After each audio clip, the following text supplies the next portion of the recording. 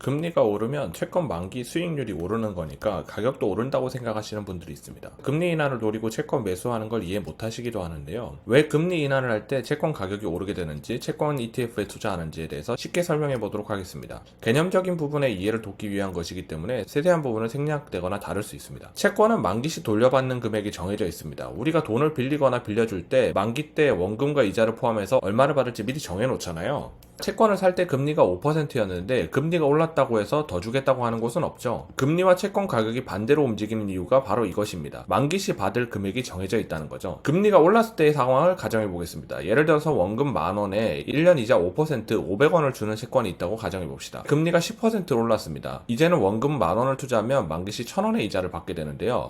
그래도 만기까지 가지고 있으면 내가 10,000원을 투자해서 1,500원을 받는 것은 보장되어 있습니다. 문제는 만기까지 못 기다리는 상황일 때인데요. 지금 당장 팔아야 되는데 채권을 원가 10,000원에 팔려고 하면 팔릴까요? 10,000원에 사봐야 만기 때 1,500원밖에 못 받기 때문에 기대 수익률이 5%죠. 신규 채권을 사면 만기 때 11,000원을 받을 수 있습니다. 결국에는 안 팔리기 때문에 가격을 내려야 됩니다. 그렇기 때문에 금리가 오르게 되면 채권 가격이 내려가는 겁니다. 만기 시 받는 금액이 정해져 있기 때문에 팔리게 만들려면 가격을 내려야 된다는 거죠. 물론 만기가 얼마 남았느냐에 따라서 이자를 가산해서 가격이 어느 정도 보전이 되지만 이해를 쉽게 하기 위해서 이 부분을 제외했습니다. 금리 인하 시에는 반대로 기존 채권의 이자율이 높겠죠. 어제까지는 이자를 10% 줬는데 오늘부터 이자를 5% 준다고 하면 어제 발행한 기존 채권에 대한 매수세가 높아질 거 아니에요. 당연히 매수가 몰리게 되고 수요가 늘어나니까 가격은 오르게 됩니다. 금리 인하기에 이렇게 가격이 오르는 걸 생각하고 채권 ETF에 투자하게 되는데요. 아무 ETF나 투자하시면 안 됩니다. 채권 ETF에는 여러 종류가 있는데 미국 국채에 투자하는 거는 세 가지가 있습니다. 단기채, 중기채, 장기채에 투자하는 것이 있는데요. 그 중에서 압도적으로 인기가 많은 거는 TLT입니다. 그 이유는 듀레이션 때문인데요. 듀레이션이라는 건 이자의 위험을 측정하는 건데 쉽게 설명하면 만기까지 남은 기간 정도라고 생각하시면 되겠습니다. 듀레이션이 크다는 건 만기까지 기간이 길다는 거고 그만큼 가격 변동성이 크다는 얘기입니다. TLT의 듀레이션은 17년 정도고요.